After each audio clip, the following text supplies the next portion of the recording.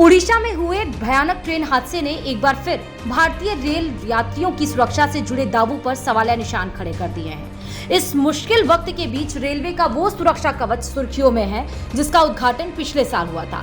दरअसल रेलवे ने अपने पैसेंजर्स की सिक्योरिटी को ध्यान में रखते हुए कवच का निर्माण करवाया था, जिसके अस्तित्व में आने के बाद ये माना जा रहा था कि भविष्य में ट्रेन हादसों पर एक दिन जरूर लगाम लग जाएगी। ऐसी उम्मीदों के बीच बालासोर में हुई त्रासदी ने लोगों के दिलों को दहला दिया।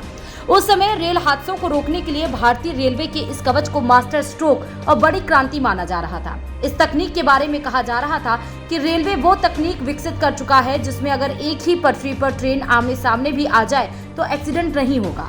रेल मंत्रालय ने तब बताया था कि इस कवच टेक्नोलॉजी को धीरे धीरे देश के सभी रेलवे ट्रैक और ट्रेनों पर इंस्टॉल कर दिया जाएगा। अब रेलवे के इन्हीं दावों पर कांग्रेस पार्टी ने सवाल उठाए हैं। जी हाँ, श्रीनिवासन ने बोला है कि जब एक ट्रेन रिले होकर दूसरे रेलवे ट्रैक पर आ गई थी तब कवच कहाँ थी। 300 के आसपास मौतें, करीब 1000 लोग घायल। इन दर्दनाक मौतों के लिए कोई तो जिम्मेदार होगा। इसके साथ ही आपको बता दें कि मार्च 2022 में हुए कवच टेक्नोलॉजी के ट्रायल में एक ही पटरी पर दौड़ रही दो ट्रेनों में से एक ट्रेन में रेल मंत्री अश्विनी वैष्णव सवार थे और दूसरी ट्रेन के इंजन में रेलवे बोर्ड के चेयरमैन खुद मौजूद थे। एक ही पटरी पर आमने सामने आ रहे ट्रेन और इंजन कवच टेक्नोलॉजी के कारण टकराए नहीं, क्योंकि कवच ने रेल मंत्री की ट्रेन को सामने आ रहे इंजन से 380 मीटर दूर ही रोक दिया और इस तरह परीक्षण सफल रहा। कामयाब ट्रायल के बाद रेल मंत्री ने कहा था कि अगर एक ही ट्रैक पर दो ट्रेनें आमने सामने हों तो कवच टेक्नोलॉजी ट्रेन की स्पीड कम कर इंजन में ब्रेक लगाती है। इससे दोनों ट्रेनें आपस में टकराने से बच जाएंगी। 2022 से लेकर 2023 में कवच टेक्नोलॉजी को इस साल 2000 किलोमीटर रेल नेटवर्क पर इस्तेमाल में लाया जाएगा।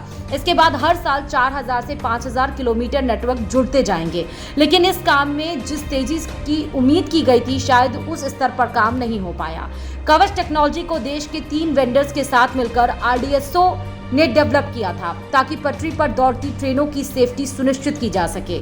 RDSO ने इसके इस्तेमाल के लिए ट्रेन की स्पीड लिमिट अधिकतम 160 किलोमीटर प्रति घंटा तय की थी।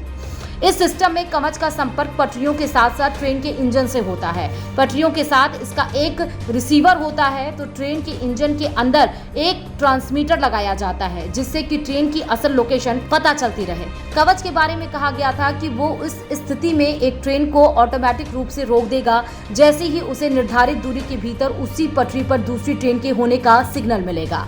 इसके साथ साथ डिजिटल सिस्टम रेड सिग्नल के दौरान जंपिंग या किसी अन्य तकनीकी खराबी की सूचना मिलते ही कवच के माध्यम से ट्रेनों के अपने आप रुकने की बात कही गई थी। कवच प्रणाली लगाने की शुरुआत दिल्ली हावड़ा और दिल्ली मुंबई रूट से करने की बात कही गई थी, लेकिन अब कवच सिस्टम ना होने की वजह से उड़ीसा में जो दर्दनाक बीभत्स घटना हुई उसने सबको हिला के रख दिया और अब जांच का विषय है। जांच में निकल कर आएगा कि असल में कहां पर लापरवाही हुई है, कहां पर चूक हुई है जो इतना बड़ा हादसा देश में घटित हुआ।